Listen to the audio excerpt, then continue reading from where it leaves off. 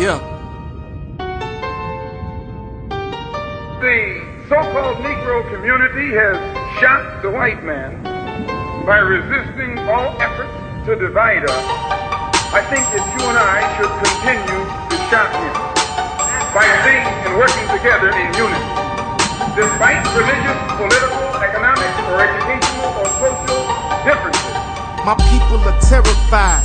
We've been terrorized to the point that we're mentally and spiritually paralyzed. We suffered through centuries of dehumanization and degradation. It took the form of slavery and segregation in this land of the free, where oppression's government sanctioned. We're subjected to systemic skin color discrimination, from black codes to Jim Crow to black criminalization. It's been 400 years, it's time for our liberation. We're a nation within a nation, victims of colonization. Where's our revolution and Independence Day celebration? Cause what's the 4th of July to the slave on the plantation? And slavery didn't end, they just changed its implementation.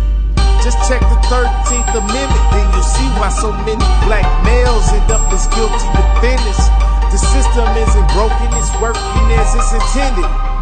So I'm not here to fix it, I'm here to end it. And then again, if we tell you that Negroes are being hung on the tree or being shot down illegally, unjustly, and those Negroes should do something to protect themselves, you say you're advocating violence. I won't rest till this nightmare we're living in ends, and we see justice for our murdered young innocent men.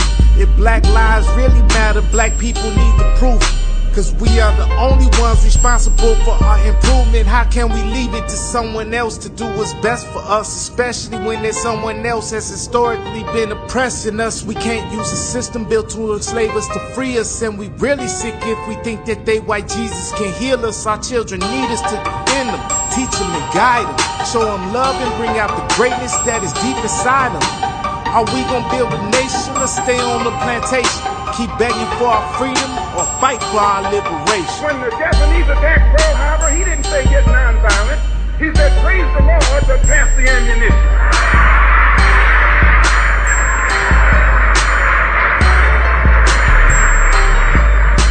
We must be willing to die together, or we'll definitely die separately.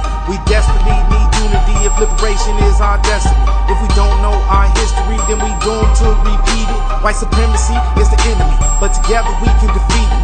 They stole us from the motherland, sold us into slavery, forced us to work for them. They got the nerve to call us lazy.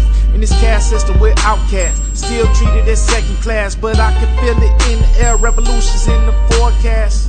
We came for greatness, but they don't want us to know. So they hid our history to keep us under control. All it takes is to take a stand. The enemy's not invincible, but we must come together as one nation, indivisible. 20 million black people don't even know their own language. Why? Because he took it away from them. 20 million black people who don't even know the history of their ancestors. Why? Because he took it away from them. And if you try and tell them how thoroughly and completely they've been robbed, he says you're teaching hate.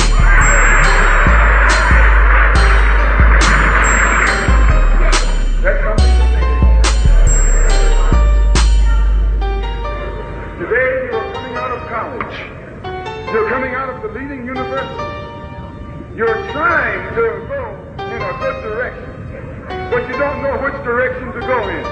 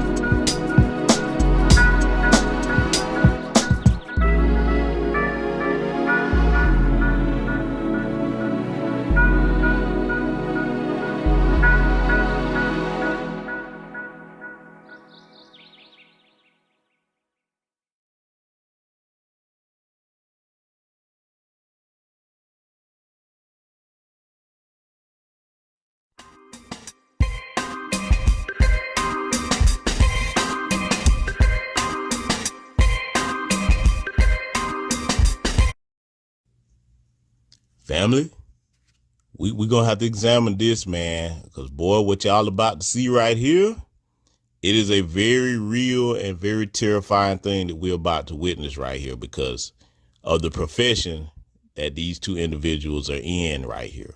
Okay, this right here, this is startling right here. So that's it. We're gonna get into this. We're gonna break this down from the A-row to the zero. And, we're going to take a good look at what's being stated right here. Before we do, read the quote up here. I wish men would understand that emotional intelligence is so important because how much clarity/security it brings into your life. Hold that thought and let's examine what's being said.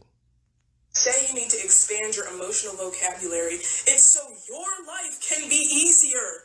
Don't you want to be able to communicate with your bitch? I think yes, right? Long gone are the days where you can just shut down. Bitches is not tolerating that.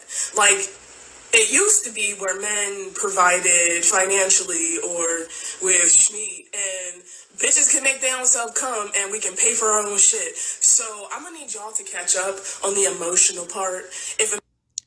Let's pause right there. Okay?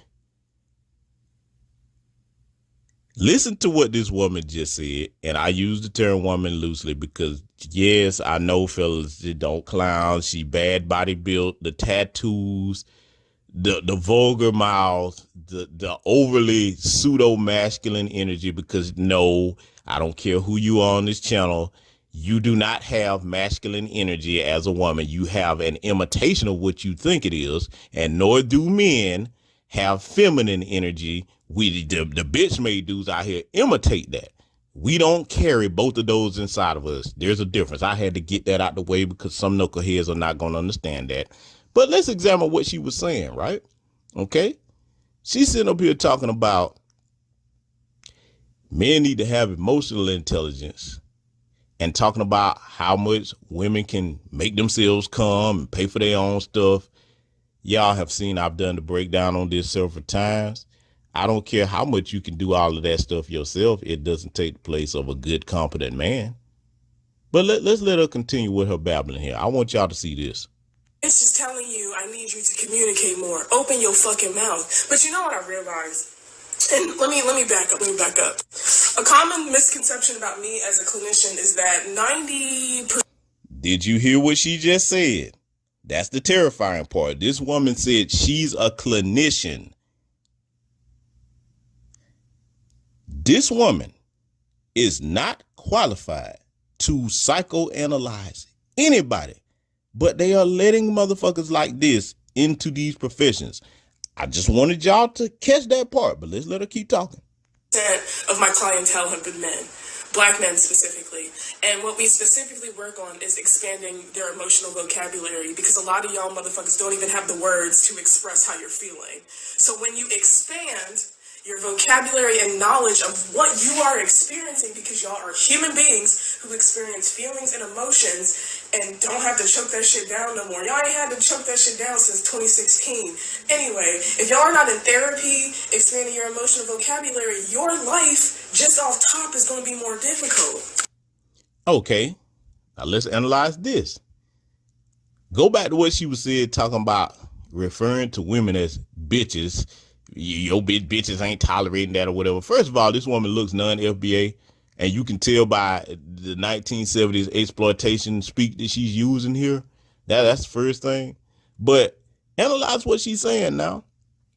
A clinician, Lord knows whoever gave her her degree or let her in needs to be bashed upside their head with a damn brick. How are you, when you can tell by the way she look, her life ain't together. How are you going to give a black man any advice and talking about emotional intelligence when you clearly don't have the common sense and decency to conduct yourself as a professional? This is not what professionals do. And if you're a black man going to see a clinician like this, you need your head examined for real by somebody with some common sense. I guarantee you that this heifer right here don't have no type of stable relationship, because look at her. Look at her.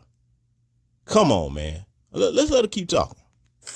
When you expand your emotional vocabulary, you expand your awareness of yourself. When you expand your emotional vocabulary, you understand how you can navigate in this bitch. This fucking weird ass world that is so hard on y'all. Like, let's acknowledge that the world is very difficult for y'all, but y'all are not making it any easier, bruh. You're not. I can't stand women that talk like this. Most men that are worth a damn can't stand women that bruh and stuff like that. Look, a lot of y'all out here doing that goofy shit that's running around talking about where the good men at? Why I can't get a man? Because your ass is trying to imitate men. That's not how a woman that with some sense speak, that's interested in men. Now, hey, you know what though? Maybe I got to keep this in mind. Maybe she's not interested in men, because I'm gonna tell you, boy, she giving off some energy that say stud to me, and hey, no problem. If that's a part of her lifestyle, that's what she want to do, more power to you. But as far as like straight women that want to be in heterosexual relationships, this ain't it. Let's let her keep talking. When bitches are telling y'all to go to therapy, it's not for us. It's for y'all sad motherfuckers. Go to therapy. Talk about that shit that's on your chest. You don't have to choke that shit down no more. Y'all are doing a disservice to yourself. And so let me pause right there. She's absolutely right. As a man or a woman, it's good to get therapy if you've been through something traumatic. It's very good to get that off your chest. But see, let's go ahead and get into the thing that she keeps talking about, and a lot of women say this. Y'all about to learn something. Ladies, pay attention. Most of you over here probably already know this, okay, because I have a pretty intelligent audience. But for those of you talking about men need to express ourselves and talk about things, this is what you don't understand about being a black man, okay? Because I'm not worried about men in other communities. We don't run around talking about everything because we are problem solvers, okay? For those of us that are worth a damn, we're not going to lump all black men into the same category. I'm talking about the brothers out here that are stand up, producers, take care of business. A problem solver don't sit around whining and complaining about shit. We are working on solutions in our head. And what we end up doing is, after we solve the problem, we'll communicate with you about it then. We are not women. We're not going to sit down and just be spilling our guts about every damn thing.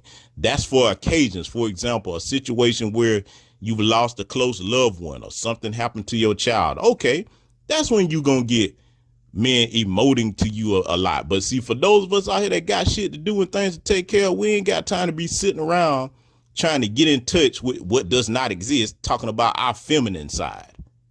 No. If you got a man that's doing that, I tell you what, I guarantee you that motherfucker is not a good problem solver. I guarantee you he not. Because if he's sitting around whining, you crying, think about it. Do you really want that? Ladies, do you really want a man that every time something happens, he running to you, oh my God, oh, this is so terrible. What am I going to do? That ain't no man. A lot of y'all say that goofball shit and you don't even stop to think about what that would be like if you actually did have a big ass man acting like a fucking punk. Every time something happened, he whining and crying and talking about, oh, it's so horrible. Let me talk about my feelings. What they did, life isn't fair. We know life ain't fair. It ain't gonna never be fair for a black man in this country until we get the power that we need to make things fair. So we don't sit around whining and complaining about it. We get up and do something about it. Let's let her continue. Let me sum this shit up. Y'all told bitches to elevate our standards. And at the cost of us elevating y'all standards, y'all got axed because y'all didn't elevate either. Bitches are not tolerating emotional abuse, emotional neglect. Step it up. Go talk to somebody. Go expand your emotional vocabulary so your life can be better, bitch. I agree. Nobody should tolerate emotional abuse and damn sure not physical abuse. But you talking about y'all have elevated. First of all, as far as your personal life, it don't look like you've elevated too much, especially by the way she sounds. And then all this talk about elevating, as if for the women that say this, as if you so much far above head and shoulders black men. Okay. If you have elevated so high, for those that this applies to, not all, but if those of you who say you've elevated so high and your standards are so high, guess what? You don't attract those type of men that will do that to you. You don't. Nor will you even entertain them or stay in long-term relationships with them, as some of y'all out here doing that claim that you so elevated. But I'm gonna let her keep talking.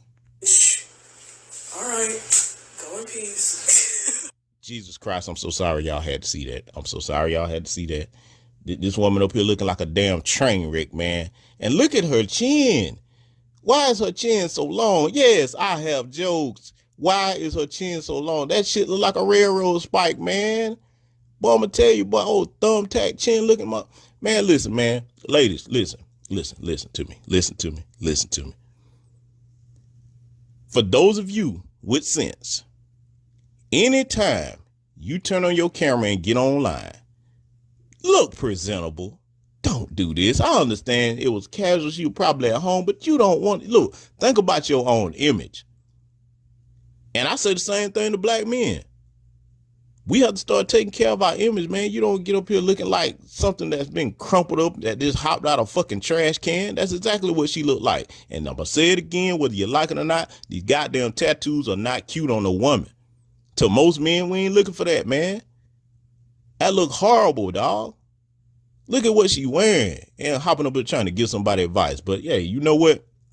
Prepare yourself for this next one. This is the one right here, man. Boy, this, you know what? I ain't gonna even say it. I'm gonna let y'all hear it. So I figured that this question would probably come up sometime soon, just because of the video and the topics that I cover.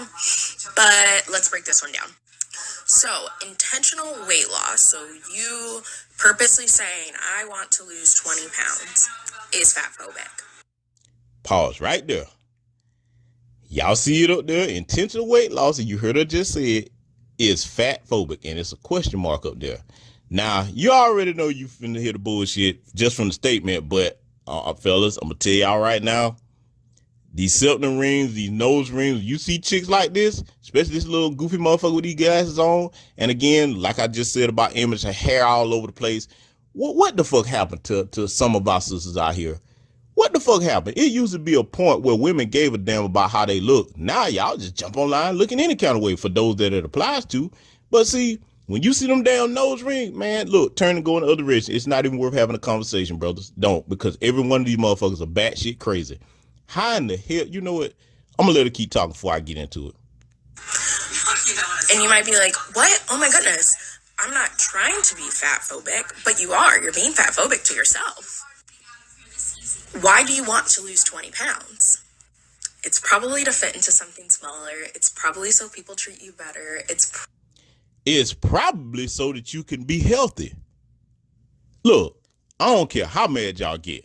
A lot of y'all probably finna run up out the room now, but go ahead and get the fuck on, because one thing that you gonna hear on this channel, I'm gonna tell you the truth, whether you like to hear it or not. I ain't gonna give you what you want to hear. I'm gonna give you what you need to hear. For the men and women in our community, there's no such thing as fucking fat phobic. It is not healthy to be morbidly obese and grossly overweight. And it is not fat phobic if you decide that you want to lose a couple of pounds to improve your health. That's the first and foremost thing. We got people here dying before they even reach 50 years old because of weight loss issues and all the other health problems that caused. And today, we let the dominant society, because that's where that bullshit come from. They lazy, fat, nasty women. Don't get me started on them. A lot of y'all have adopted this childlike behavior where anything that takes effort, you come up with a term for it and act as if people trying to do things to be healthy or what's sensible is something wrong with that. First of all, when you imply or add the suffix phobic on anything, that implies or denotes fear. Anybody that's saying they want to lose weight isn't afraid of being fat or afraid of fat people, rather. They're afraid of having bad health conditions that would shorten their lifespan. And boy, you could tell by sitting up here looking at her behind, boy, she probably could stand to hit a gym or two. See, it don't make no sense for our people to be this way. And let's start when we deal with this issue of weight, right? Because there are different factors involved with weight, and we're not talking about medications or anything like that, or anybody that happens to be disabled in our community. It starts at home with the parents, because see, if you are a parent or parents and you just sit around and let your kids sit there and eat a bunch of unhealthy shit, you don't have nothing where you make them go outside and play, or at least if they're gonna be inside, y'all don't do no type of exercise together. You don't make them ride a bike. You don't make them do anything active to the point where they just sitting on their ass eating, playing video games, or just inside all the time. You need your ass kicked, because you don't just start out fat and overweight like that for the men or the women. That builds up over time. And it's become normalized because too many of y'all don't give a damn. See, let me ask you something. How many of y'all in here as a black family, for those of you that have an intact black family, a man, woman, and children, how many of you that are single parents, whether you're single mother or single father, how many of y'all in here actually exercise with your children, huh? That's one of the most healthy bonding activities you can have. Get together on a Saturday. You know what I'm saying? When the whole family is off, y'all go and take a jog around a park track or something like that together as a family. That's one of the best things you can do to bond with your children, man. Set a standard of being physically fit so that it's something that they want to do to keep themselves healthy as a routine the older they get. Because that's exactly the way I came up. Everybody don't have to be grossly overweight like that, because it starts not only with the exercise, but how you eat too. Eating a bunch of trash and garbage and sitting up here, man, to the point where you just running around looking like you just a distortion of what you should be as a person. That's not good for you physically, and it's not good for you mentally when you're surrounded by a group of people that try to make you think that that's healthy, because it's not. But let's let her keep talking. Probably for all the reasons that fat folks are shamed simply for being fat. So by continuing to perpetuate that, right, seeking intentional weight loss, we are contributing to our fat phobic society. So that's why intentional weight loss is fat phobic. Now, I want y'all to stop and think about what you just heard this woman say. And anybody in our community talking about that bullshit, talking about some fat phobic and shaming and all of this. Ask yourself this. Why don't these people just say, I'm too sorry and lazy to put in the work to keep myself healthy, versus trying to get everybody else to come down to your lower vibrational type of thinking? Some people actually do want to live as long as they can. One of the worst and most sad things in the world that I hate to see, and I got to go here because I'm not being cruel with it. What I'm saying, we talking common sense. I hate to see somebody like a Lizzo running around here doing what she talking about body positivity. Ain't a damn thing positive about being that size. And see the people that's around her, especially if she ain't got no family or whatever, that's gonna tell her, hey, look, sister, okay, you're talented, you got a career. You making good money now where you can hire a personal trainer and a nutritionist and start to get some of this weight off you. See, think about what an inspiration Lizzo would be if she actually did that. That would inspire overweight people, especially the women in our community, to get up and do something. And let's clear something up right now. A lot of y'all hear this damn stat thrown around talking about 80% of the women in our community are obese. That's a damn lie. It's more like 60% or 65%, because that would mean 8 out of 10 black women are fat. That's bullshit, because see, think about it. A lot of times when we say things like that, we don't stop to think about what that would actually look like. If 8 out of 10 women in our community was obese, that means seeing a slim or attractive sister that's in shape would be like spotting a damn unicorn. It would be something that damn near doesn't exist. And I'm going to tell you right now, talk that dumb shit about Atlanta, Georgia all you want to. I'm surrounded by them, goddammit. Now, their attitude, that's a whole nother story, depending on who you dealing with. But across the country, because I've been from one end of this country to the other, you can find attractive sisters out here. It ain't like just every time you turn around, you ain't gonna never see no in-shape sisters for us to be talking about 8 out of 10 black women are fat. You's a damn fool if you run around saying something like that. That don't make no sense. But back to the point of what I'm saying about people trying to normalize being morbidly obese. Do you really love yourself and your community if you run around doing that? See, I'm not getting on you, sister, to the point that I'm picking on you if you overweight, especially if you talking like this. I'm coming at you from the standpoint of, yes, if you are that size, if you are a certain size and you are overweight, it's going to take some work for you to get that down. First thing you got to do is change your diet. Okay. And if you try to do that on your own, you can't. You need to consult a nutritionist.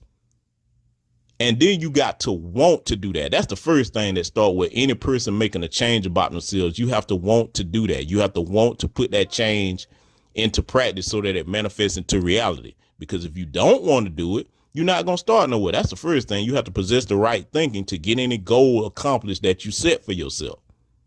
And getting in shape and losing weight, that's just like any other goal that you set. You got to want to do it first. Okay? And it's going to take some discipline.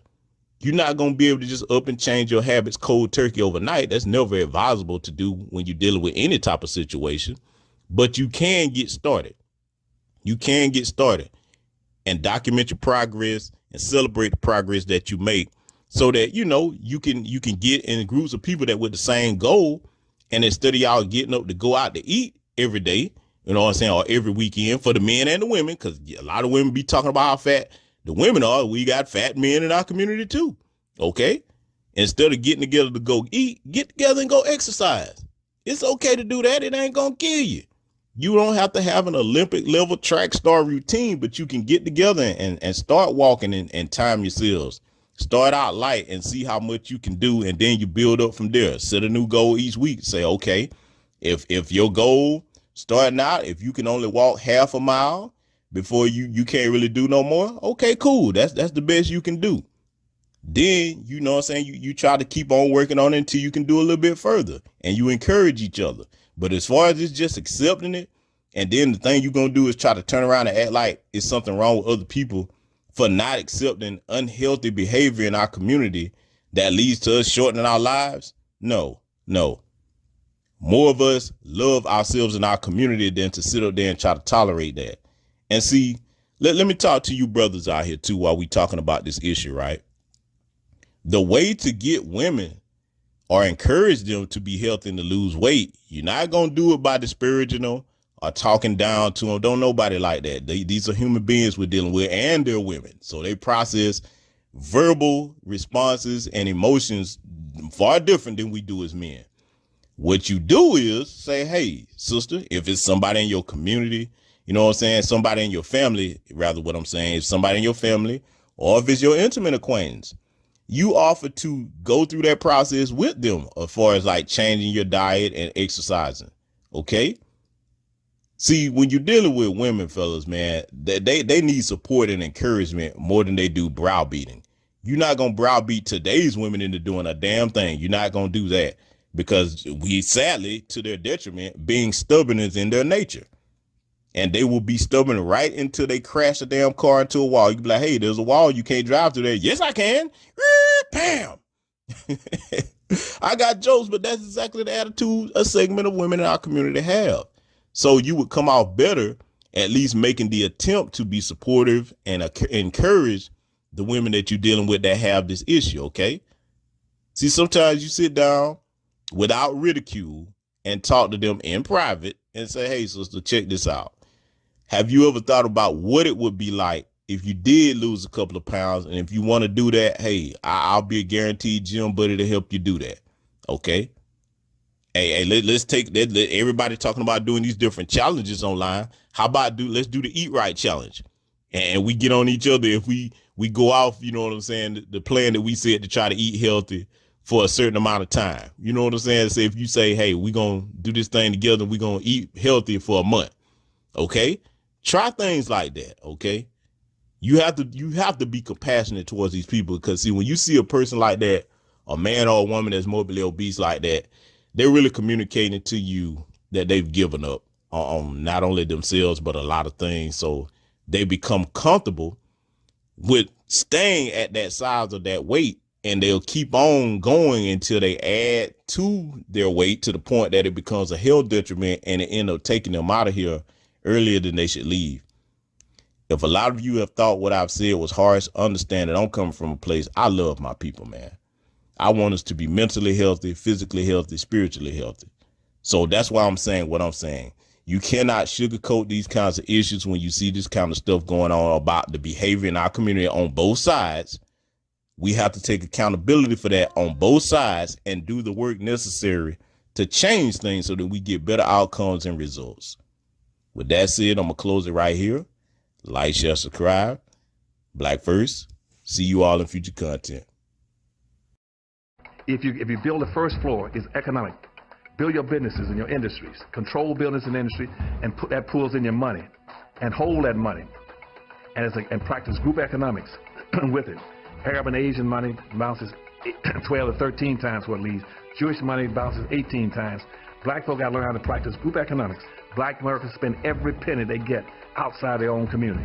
Then you take the money and the wealth that you get from that first floor and go to the second floor. The second floor is politics. You then take that money on the first floor and you control your politics. Black folk must quit allowing people to tell them to go out and vote. Vote for what? Nobody's going to do anything for black folk in politics. Politics is controlled by money, major corporations who got the money. That's what controls politics. If you have no money, you have no say-so, you have no benefits coming. So you take your money and you control, and you take your money from the first floor, you buy every politician on the second floor. And then the politician you can't buy, you rent or lease them to get what you need. Then once you get the second floor under control with your politician, with your money, then you go to the third floor. The third floor then is the police department and the court system. You take your money from the first floor and your politics on the second floor, and you control the court system and the police departments. Then the fourth floor then is media.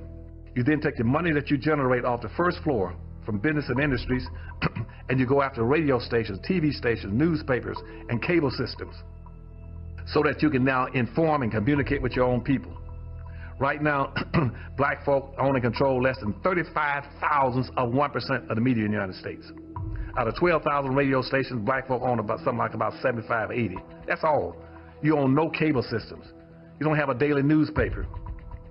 You have nothing of importance. You got about one black TV station. And so you can't communicate with your people, you can't inform your people, you can't do anything. You can have Rush Limbaugh and all the rest of the guys talking about racism all day long and bad-mouthing you, and O'Reilly. They can call black folk all kind of names all day long. What are you going to do? You can't respond. You can't communicate with your own people because you don't have an economic base. 51% of all the prisoners in the United States are black people. You only make up 12% of the population. That's no accident. It's because you don't control the economic